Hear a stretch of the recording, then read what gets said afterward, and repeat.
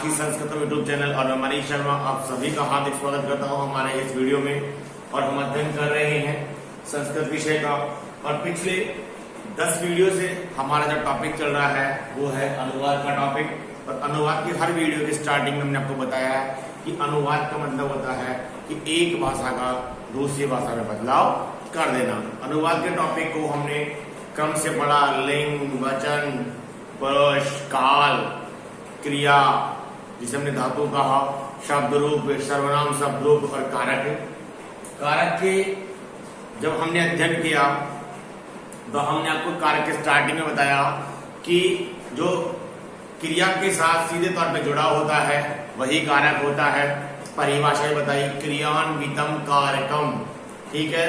इस आधार में हमने कारक के 6 भेद बताए: कर्ता कारक, कर्म कारक, करण कारक, संप्रदान कारक, अपादान कारक और अधिकरण कारक, ठीक है। उसके बाद में हमने आपको बताया कि संवहन कारक को कारक क्यों नहीं मानते, उसके बारे में चर्चा करी। और फिर उसके बाद में हमने चर्चा करी प्रथमा विभक्ति कर्ता कारक की और द्वितीय विभक्ति कर्म कारक की। इसके बाद में चर्चा करी तृतीय विभक्ति करण कारक और चतुर्थी विभक्ति संप्रदान कारक की। और आज का जो हमारा टॉपिक है वो है अपादान कारक। नंबर 5 टॉपिक जो है वो है आपका अपादान कारक। टॉपिक डाल लीजिए। और अपादान कारक के लिए आप सभी को पता है पंचमी विभक्ति का प्रयोग होता है। पंचमी विभक्ति प्रयोग होता है बेटा, पंचमी विभक्ति का प्रयोग इसके लिए होता है, अपादान कारक के लिए पंचमी विभक्ति का प्रयोग होता है। इसका सूत्र भी है ध्रुवम पाए अपादानम। ये इसका सूत्र है ध्रुवम पाए अपादानम। इसके बारे में आपको मैंने पहले बता दिया ये क्या है। ये डैश ढक्कन वाला या डैश डलिया वाला डै नहीं है, यह अवग्रह चिन्ह। ये कौन सा चिन्ह है बेटा? अवग्रह चिन्ह है, ठीक है। जब इस सूत्र को हम खोलेंगे तो क्या बनेगा? ध्रुवम। पहले तो बनेगा ध्रुवम और इसमें हो जाएगा अपाए, ध्रुवम अपाए, ठीक है। इसका मतलब होता है जहां से, और अपाए का मतलब होता है दूरीकरण या अलग होना, ठीक है। अब क्या मतलब आया? इसका मतलब है कि जहां से दूरीकरण होगा, जहां से क्या होगा? जहां से दूरीकरण होगा। क्या होगा? दूरीकरण, ठीक है। उसकी क्या हो जाएगी? अपादानम, उसकी अपादान संज्ञा हो जाएगी। और अपादान संज्ञा होते क्या हो जाता है? पंचमी विभक्ति का भाव हो जाता है। परिभाषा लिखिए इसकी।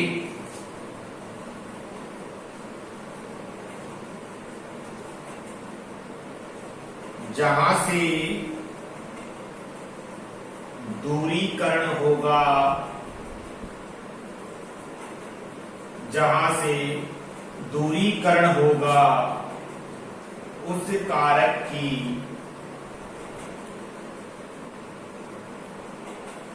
अपादान संज्ञा यानी कि पंचमी विभक्ति हो जाती है। क्या बता दिया? कि जहां से दूरीकरण होगा, क्या होगा? दूरीकरण यानी कि अलग होना या पृथक होना, उस कारक की क्या हो जाएगी? अपादान संज्ञा। अपादान संज्ञा का मतलब होता है पंचमी विभक्ति हो जाएगी जहां से भी दूरीकरण होगा। और ये देख ही लीजिए आप कि अपादान जो पंचमी विभक्ति है उसके लिए किस प्रकार से कारक चलते हैं, किस प्रकार रूप चलता है। रूप हो गए पुल्लिंग में चलेगा रामात, ठीक है। द्विवचन बनेगा रामाभ्याम और बहुवचन में बनेगा रामीभ्यः, ठीक है। स्त्रीलिंग में बनेगा रमायाः, रमाभ्याम और रमाभ्यः।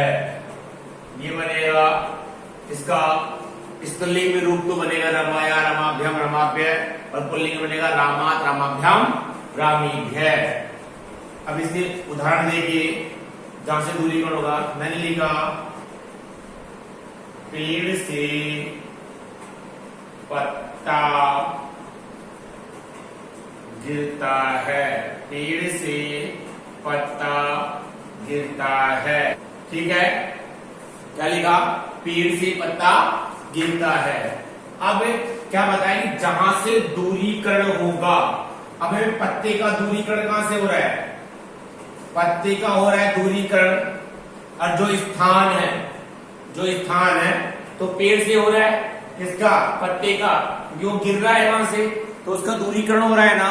तो जहां से दूरीकरण होगा उस कारक की क्या हो जाएगी? अपादान संज्ञा, यानी कि पंचमी विभक्ति हो जाएगी। अब देखो पेड़ के लिए वृक्ष शब्द आता है सबसे पहले, और वृक्ष से क्या बनेगा? राम प्लस आत रामात, तो वृक्ष प्लस आत की मात्रा जाएगी तो क्या बन जाएगा? वृक्षात। ठीक है, जब यहां पंचमी हो जाती है तो पत्ते में जो अलग हो रहा है, ठीक है, उसकी प्रथमा। और पत्ते के लिए पत्र शब्द चलता है, क्या चलता है? पत्र। और पत्र शब्द नपुंसकलिंग शब्द है, जैसे फलम बनता है वैसे बनेगा पत्रम। वृक्षात पत्रम, और धातु है पत धातु से पतति, वृक्षात पत्रम पतति, पेड़ से पत्ता गिरता है। ठीक है, एक और चलिए, वह घोड़े से गिरता है। क्या बना? वह घोड़े से गिरता है। ठीक है, अब कहां से अलग हो रहा है? दूरीकरण का कहां से हो रहा है? घोड़े से हो रहा है। तो वह के लिए हमने बताया था शह शब्द आएगा, और आगे ता है तो पुल्लिंग में चला जाएगा, क्योंकि सा भी होता है वह के लिए, लेकिन जब ता हो जाएगा तो पुल्लिंग का हो जाएगा। पुल्लिंग का वाचक होते वह के लिए हम शह की बात कर देंगे। घोड़े के लिए अश्व शब्द आता है, और वही आत लगा देंगे रामात की तरह, सह अस्पात। और प्रथम पुरुष एक वचन की क्रिया है, करता है, तो क्रिया प्रथम पुरुष एक वचन की हो जाएगी। तो क्या बन गया? सह अस्वात पतति, वह घोड़े से गिरता है। ठीक है, एक और सेंटेंस लिए मैंने लिख दिया, राम अयोध्या से जाता है। कहां से जा रहा है? अयोध्या का। अब राम का दूरीकरण कहां से हुआ? अयोध्या से हो गया, तो अयोध्या से चला गया ना। ठीक है, अब जहां से दूरीकरण बताया, ठीक है, अब देखो कैसे बोलो, राम में प्रथमा हो जाएगी तो राम है। अब अयोध्या शब्द आकारांत हो गया ना, देखो लास्ट में आगे मात्रा आ रही है, आकारांत हो गया, तो आकारांत तो स्त्रीलिंग में चला जाएगा, तो रमायाः अयोध्यायाः, तो कैसे बनेगा? अयोध्या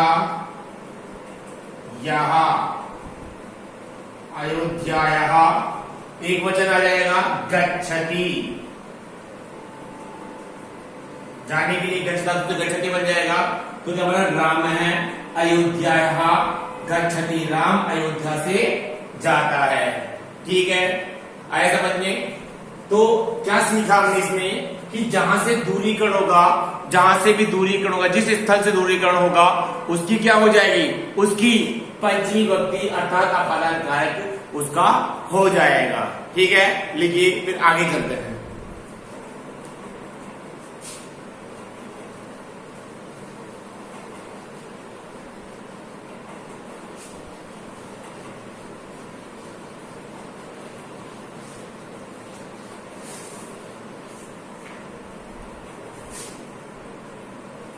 अब देखिए अगला जो सूत्र है वो है वित्रार्थानाम भयः हेतुः। एक सूत्र है वित्रार्थानाम भयः हेतुः।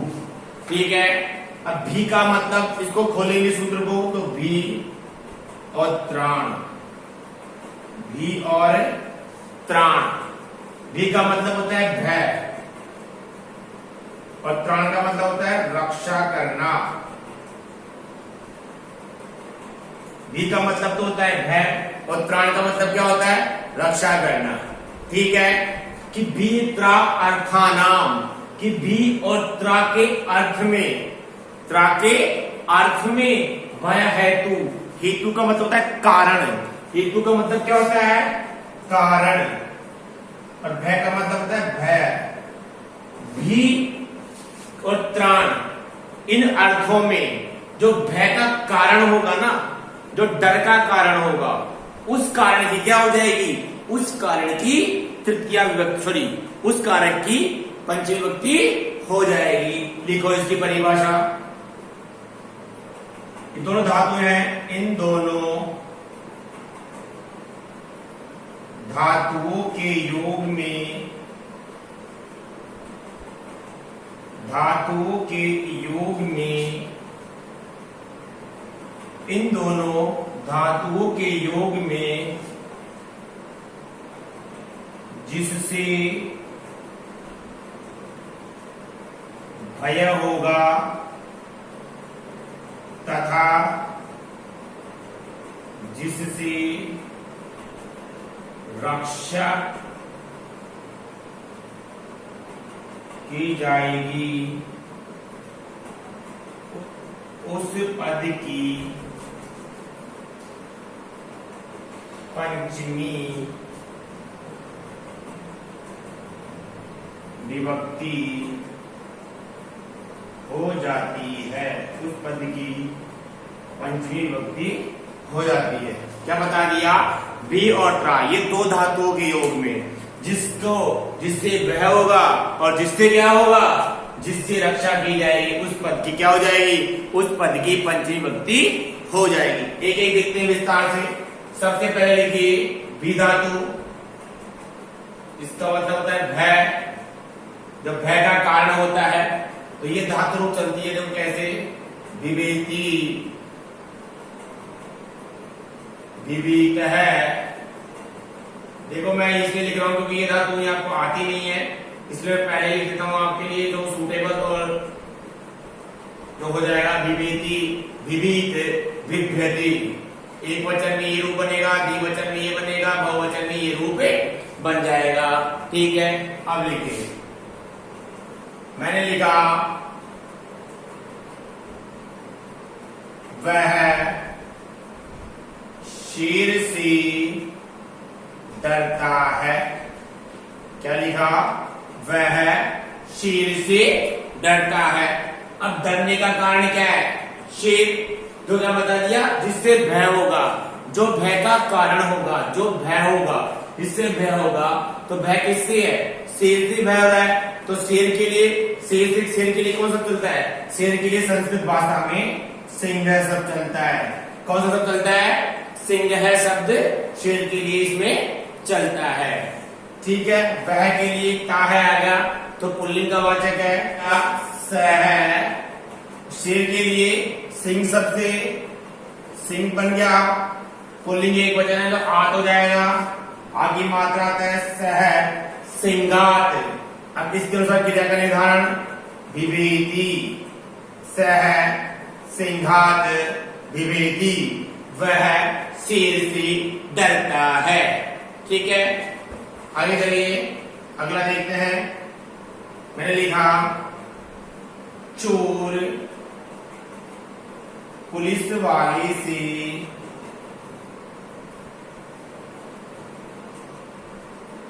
डरता है। चोर किससे डरता है? पुलिस वाले से।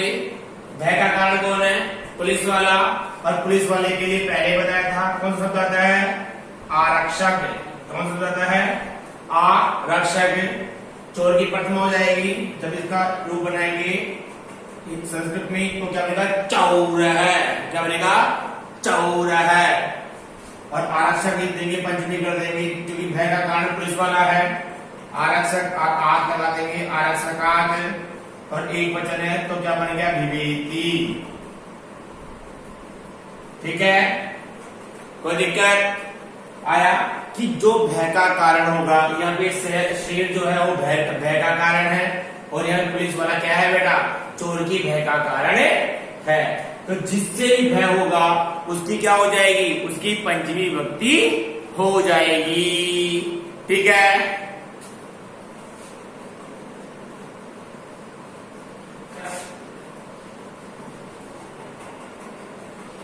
अब लिखिए त्राण। ठीक है, इसका लोप हो जाता है रक्षा करना। और धातु रूप दो तरह से चलते हैं इसके, एक तो चलेगा त्रायते, त्रायीति, त्रायन्ति, वही रक्षति, रक्षतः, रक्षन्ति। ठीक है, इस दो तरह से इसके रूप चलते हैं, त्रायति, त्रायति, त्रायन्ति और रक्षति, रक्षतः, रक्षन्ति। रक्षा करने के लिए इन दो धातुओं की हमने, इन दो धातुओं का हम क्या करते हैं, प्रयोग करते हैं। सेंटेंस देखिए, शिकारी शेर से रक्षा करता है। अब क्या बना, शिकारी शेर से रक्षा करता है। अब सबसे पहले ये देखिए, शिकारी के लिए जो संस्कृत शब्द आता है वो आता है व्याध है। क्या बनता है, व्याध है। क्या आता है, व्याध है। शिकारी के लिए संस्कृत शब्द क्या आता है, व्याध है। और शेर के लिए बता ही दिया था अभी। अब जिससे रक्षा की जा रही है, शेर से रक्षा की जा रही है, तो शेर की क्या हो जाएगी, शेर की पंचमी हो जाएगी। तो बनाइए व्याध है। ठीक है, शेर के लिए क्या लिखोगे, शेर के लिए लिखोगे सिंह है, और वही पंचमी कर देंगे सिंह का, सिंहात। और रक्षा करने के लिए धातु लिख देंगे रक्षति, शेर है, और सॉरी क्या बना, व्याध है, सिंगात, रक्षति। शिकारी शेर से रक्षा करता है। ठीक है, फिर एक और बना लीजिए सेंटेंस, पुलिस वाला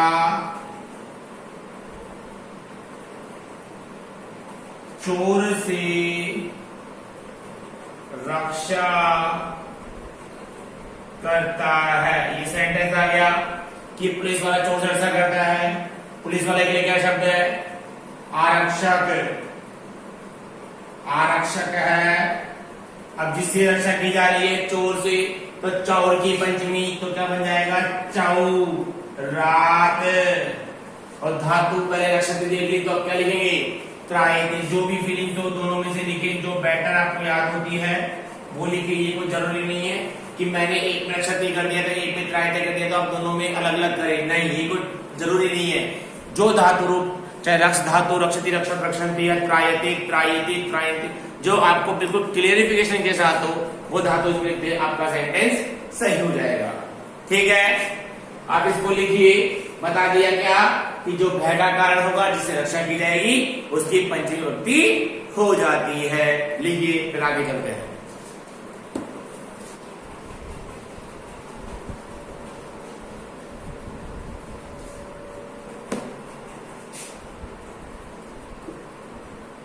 लिखिए अगला सूत्र,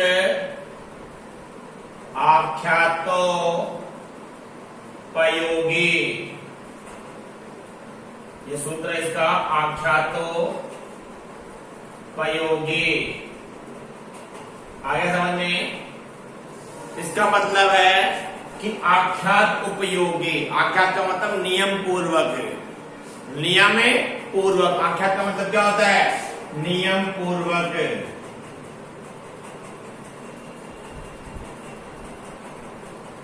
नियम पूर्वक, जिससे शिक्षा ग्रहण की जाती है। नियम पूर्वक जिससे शिक्षा ग्रहण की जाएगी या विद्या ग्रहण की जाएगी, उस कारक की, सॉरी उस पद की पंचमी विभक्ति हो जाती है। लिखिए परिभाषा, जिससे हम नियम पूर्वक करेंगे। ऐसा नहीं किसी से भी शिक्षा ले ली हमने, जो रियल में शिक्षा देने वाला है, जैसे अध्यापक, आचार्य, माता, उसकी क्या हो जाएगी, उसकी पंचमी विभक्ति हो जाएगी। लिखिए, जिससे नियम पूर्वक विद्या, नियम पूर्वक शिक्षा ग्रहण की जाती है, उस पद की पंचमी विभक्ति हो जाती है। क्या बना दिया कि जिससे नियम पूर्वक शिक्षा ग्रहण की जाती है उस पद की पंचमी विभक्ति हो जाती है। लिखिए सेंटेंस, छात्र अध्यापक से पढ़ता है। ठीक है, अब किससे पढ़ने की पढ़ा रहा है, किससे पढ़ रहा है, शिक्षा ग्रहण कर रहा है, अध्यापक से कर रहा है, तो नियम पूर्वक है ये। ठीक है, ये सेंटेंस आ गया। अब जिससे नियम पूर्वक शिक्षा ग्रहण की जाती है उसकी पंचमी विभक्ति हो जाती है। तो छात्र में क्या हो जाएगी, प्रथमा छात्र है, और अध्यापक की पंचमी क्या बन जाएगा, अध्यापकात। अब पढ़ने की धातु क्या है, पठती, छात्र अध्यापकात पठती। ठीक है, इसमें एक और धातु चलती है अधीते, अधीते, ये भी आप कर सकते हैं, दोनों से माना जाएगा इसमें, लेकिन पठती ज्यादा आपको याद रहता है, पठती करें, अधीते आपको याद नहीं रहता है। ठीक है, एक और लिखिए, वह आचार्य से शिक्षा ग्रहण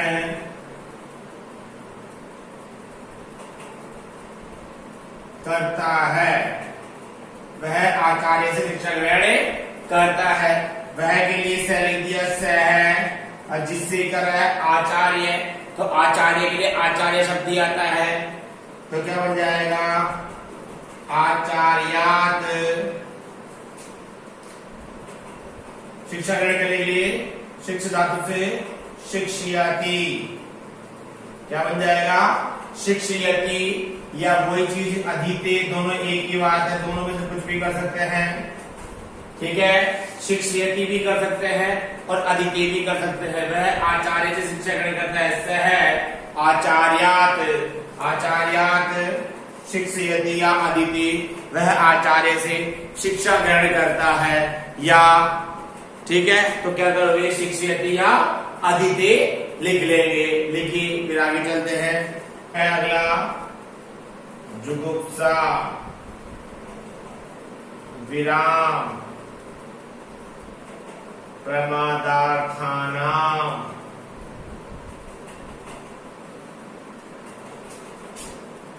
उपसंख्यानम। ठीक है, क्या है, जुगुप्सा विराम प्रमाद, जुगुप्सा विराम प्रमाद के अर्थ में ये। ठीक है, अब देखो, जुगुप्सा का मतलब होता है, जुगुप्सा इसका मतलब होता है घृणा, घृणा, क्या मतलब होता है, घृणा।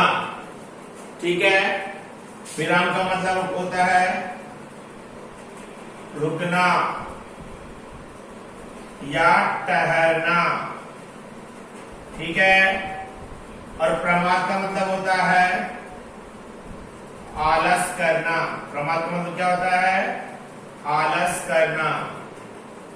ये तीन धातुएं हैं, जुगुप्सा घृणा करना, विराम रुकना या ठहरना, प्रमाद आलस करना।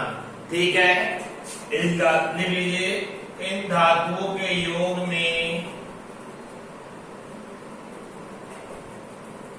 इन धातुओं के योग में जिससे घृणा की जाए,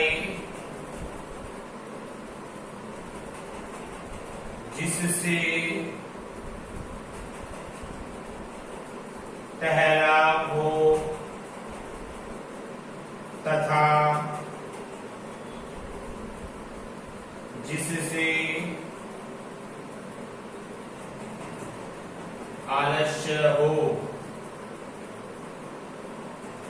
उसकी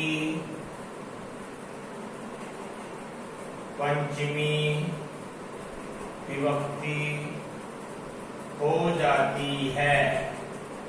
क्या कि इन धातुओं के योग में जिससे गणना की जाए, जिससे ठहरा मुक्ता, जिससे आलस्य हो, उसकी क्या हो जाती है?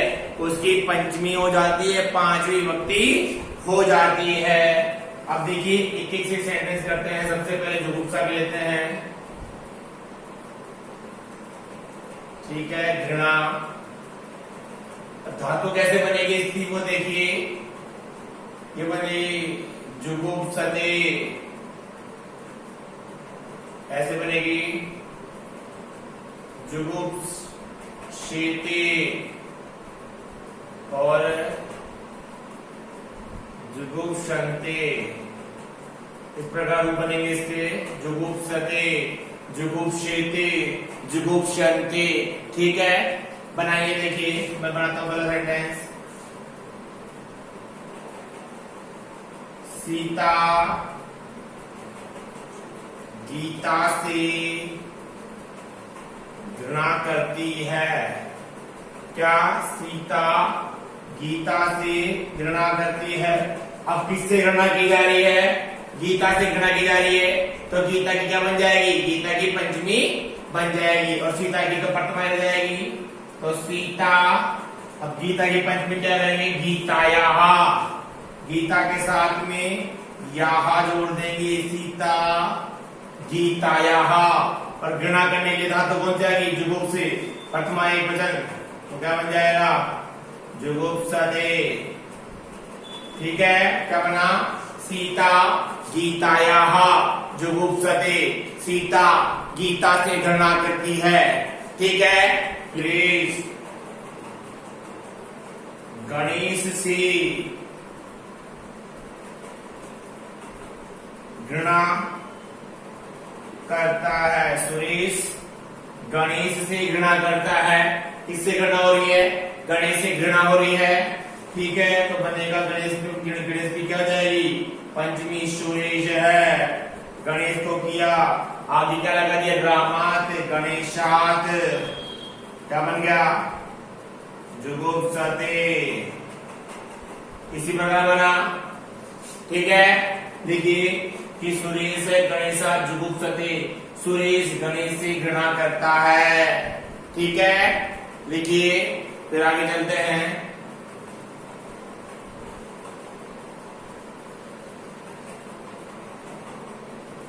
अब अगला वाला है विराम।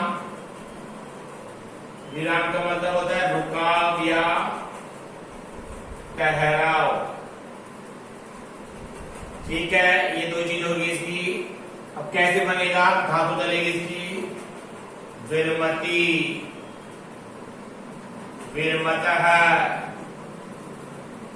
और विरमन्ति। ठीक है, बनाइए सेंटेंस। लिखिए, वह अधर्म से रुकता है। वह अधर्म से रुकता है, मतलब अधर्म करने से रुक रहा है वो। तो क्या हो जाएगा? अधर्म के लिए जिससे रुक रहा है उसकी पंचमी, तो वह के लिए सह एडिट आ जाएगा। अधर्म के लिए अधर्म ही शब्द आएगा, अधर्म और पुल्लिंग शब्द है, तो राम की तरह आत लग जाएगा, अधर्मात।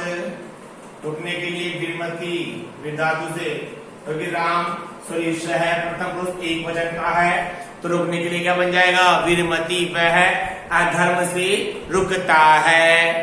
ठीक है, अगला देखिए, मैंने लिखा गणेश पाप से रुकता है। गणेश पाप से रुकता है। ठीक है, गणेश को प्रथमा एक हो जाएगी, गणेश है, और पाप भी प्रथम एक वचन है, तो पापात हो जाएगा। ठीक है, पापात रुकने के लिए वो इसके हिसाब से विरमति। गणेश पाप से रुकता है। ठीक है, क्या बताया कि जिससे रुका जाएगा, जिससे ठहराव होगा, उसकी क्या हो जाएगी, उसकी पंचमी विभक्ति हो जाएगी। ठीक है, अंतिम देखिए प्रमाद वाला।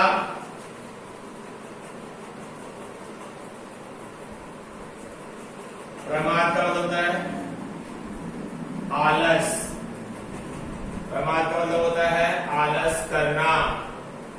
ठीक है, और धातु चलती है इसकी इस प्रकार से, प्रमाध्यति,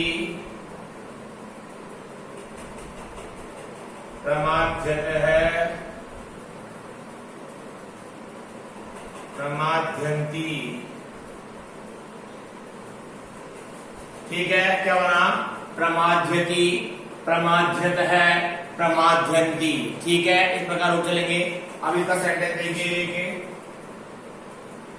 सुरेश अध्ययन से आलस करता है। सुरेश अध्ययन से आलस करता है। इस प्रकार सेंटेंस बन गया कि सुरेश अध्ययन से आलस करता है। किससे आलस हो रहा है, अध्ययन से आलस हो रहा है। तो कैसे बनेगा, सुरेश है, अध्ययन के लिए अध्ययन किया जाएगा और पुल्लिंग एक वचन है तो अध्ययनात् हो जाएगा, अध्ययनात्। और आलस के लिए प्रमाध्यति।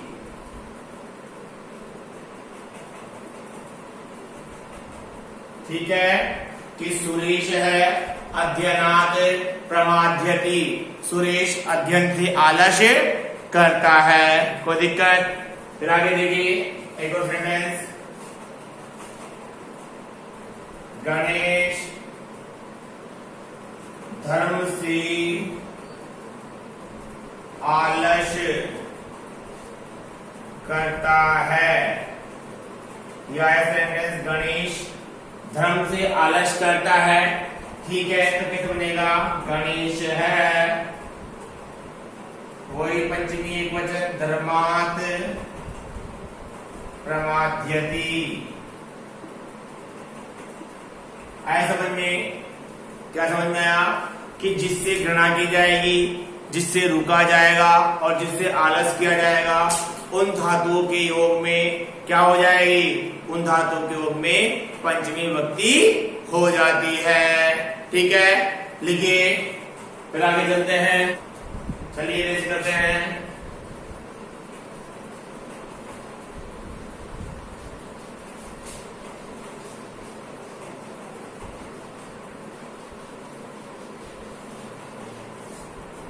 अगला सूत्र देखिए,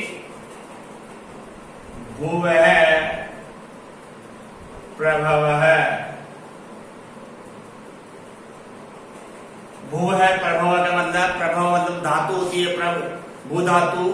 ठीक है, तो ये जो सूत्र है अगर हम चाहें तो इसको पंचमी के जो स्टार्टिंग में ध्रुवम अपाय अपादेश में पढ़ सकते थे, लेकिन जो हमारे व्याकरणाचार्य थे पुराने, उन्होंने इसका पाठ अलग से एक सूत्र में कर दिया है, भू प्रभव है, नदी आदि के लिए।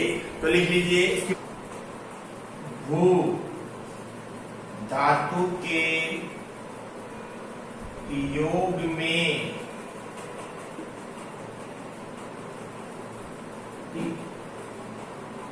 जहां से निकलती है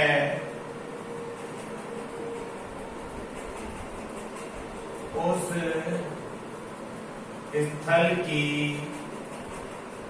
पंचमी विभक्ति हो जाती है। क्या लिखा मैंने सेंटेंस? पहली बात क्या लिखी कि भू धातु के योग में नदी जहां से निकलती है उस स्थल की पंचमी विभक्ति हो जाती है। अब भू धातु से बनता है, ऐसे तो भवती भवत भवंती बनेगा, लेकिन वहां से स्थल से निकल रही है अर्थात प्रकट हो रही है, तो भू से क्या बन जाएगा, भू के आगे जैसे धातु बनेगी भवती, इस प्रकार चलेगा ना। भू धातु से किस प्रकार चलती है, भवती, भवतः और भवंती। लेकिन जो पहला निकलने का स्थल है तो इससे पहले इसके आगे प्र जुड़ जाएगा, प्रभवती, प्रभवत है, प्रभवत इन धातुओं के साथ में। ठीक है, उदाहरण देंगे, गंगा हिमालय से निकलती है।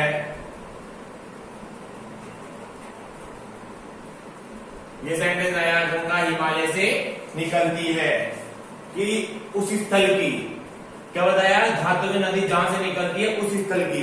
अब कहां से निकल रही है, हिमालय से निकल रही है।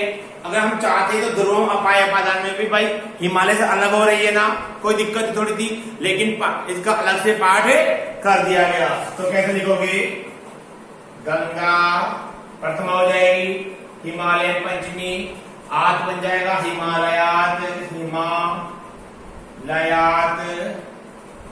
अब निकलने की धातु क्या चलेगी, प्रभावती, गंगा हिमालय से निकलती है, प्रभावती, प्रकट होती है या निकलती है, कोई दिक्कत। वैसे ही अगला लिखिए, बाणगंगा बैराठ से निकलती है। कहां से निकलती है बाणगंगा, बैराठ की पहाड़ियों से, बैराठ जगह से निकलती है। बैराठ का पता होगा, आज का विराटनगर जो जयपुर जिले में है, दिल्ली रोड में पड़ता है, ठीक है ना। बैराठ जहां पे पांडवों ने अपना अज्ञातवास बिताया था, वो है बैराठ नाम की जगह, जहां का राजा था विराट।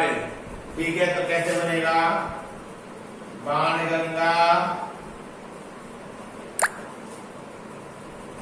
बैराठात, पंचमी बन जाएगी प्रभवती, बाणगंगा विराटनगर से निकलती है।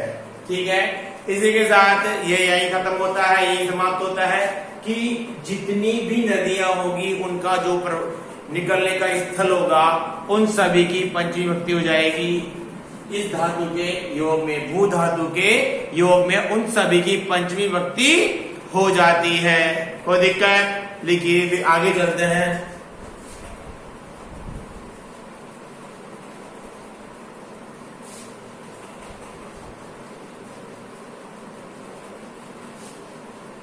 अब लास्ट टॉपिक है पंचमी का, दो अव्यय पंचमी विभक्ति का। एक तो आता है ऋते अव्यय और एक आता है बही अव्यय। ठीक है, ऋते का मतलब होता है बिना, ऋते का मतलब क्या होता है, बिना। ठीक है, और बही का मतलब होता है बाहर। ठीक है, बिना हमने द्वितीय में पढ़ा था, लेकिन वो अंतरण के योग में था, यहां ऋते के योग में है। परिभाषा लीजिए इसकी, ये दोनों अव्यय हैं, इन दोनों अवयवों के योग में जिसके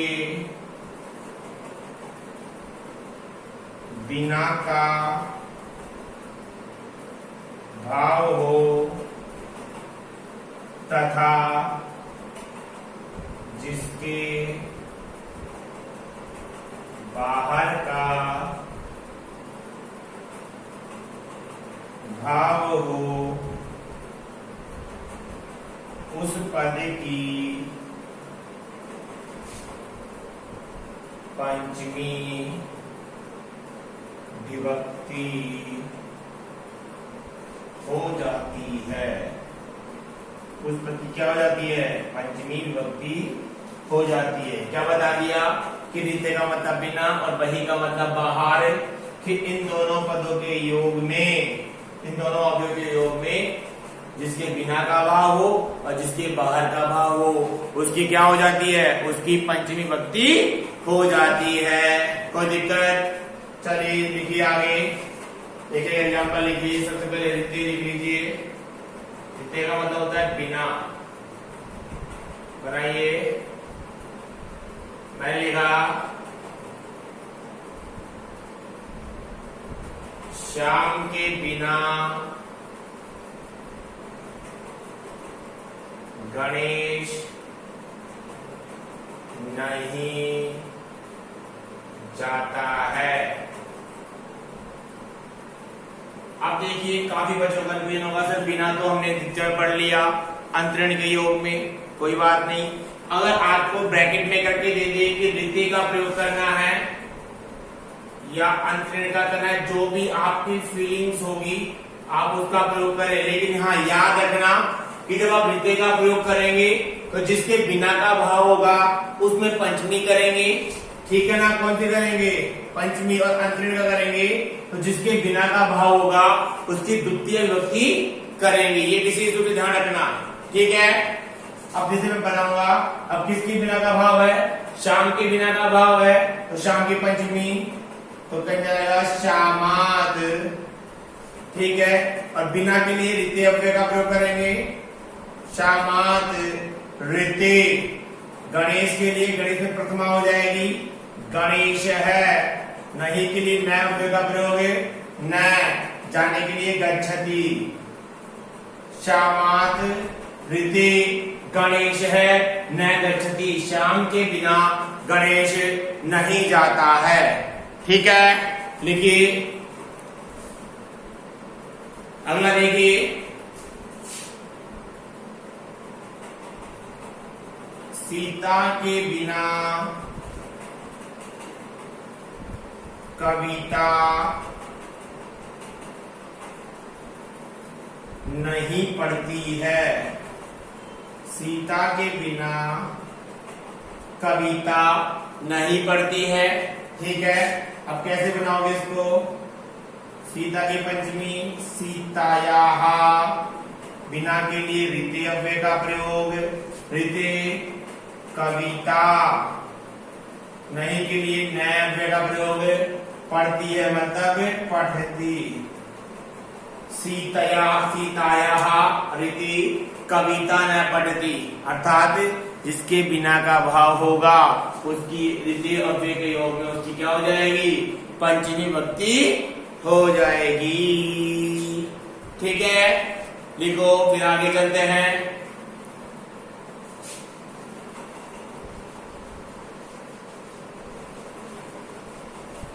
लास्ट वाला देखिए, अंतिम बही अव्यय। बही का मतलब होता है बाहर। क्या होता है? बाहर। गांव के बाहर तालाब है, ठीक है। अब बही अव्यय का प्रयोग करेंगे और तालाब के लिए किस शब्द का प्रयोग होता है संस्कृत में? सरोवर का, ठीक है। तो गांव की पंचमी, और गांव को संस्कृत में क्या कहा जाता है बेटा? ग्राम, ठीक है। और ग्राम राम भी चलेगा तो रामात ग्रामात क्या बन जाएगा? ग्रामात, ठीक है। बाहर के लिए बही अव्यय का प्रयोग। और दिक्कत, बाहर के लिए किसका प्रयोग? बही अव्यय का प्रयोग। और सरोवर, तालाब के लिए सरोवर है। और हमने पहले ही बता दिया था कि है के लिए एक वचन में अस्ति, द्विवचन में स्तः और बहुवचन में संति चलता है, तो क्या बन जाएगा? अस्ति, ठीक है। ग्रामात बही सरोवर है अस्ति। एक और देखिए, विद्यालय के बाहर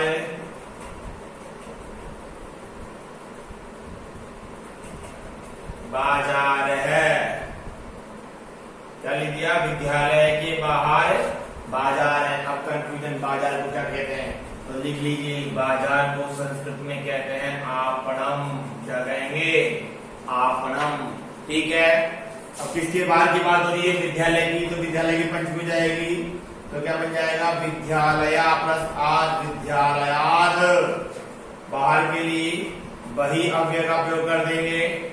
और बाजार है तो बहुत सारा सिंगल ही होता है, तो इसके लिए हम एक वचन का प्रयोग करेंगे, आपणम। क्या हो गए? आपणम। पर है के लिए अस्ति का प्रयोग, विद्यालयाद बही आपणम अस्ति, विद्यालय के बाहर बाजार है। ठीक है, आए समझ में। इसी के साथ आपकी पंचविभक्ति यही समाप्त होती है रिते और वही अव्यय के साथ में। ठीक है, मिलते हैं आगामी वीडियो में। यदि हमारा पढ़ाया आपको समझ में आया हो तो हमारे वीडियो को लाइक करें, शेयर करें और सब्सक्राइब करें, जिससे हमारे आने वाले वीडियोस की जानकारी आपको बहुत जल्दी मिल जाएगी।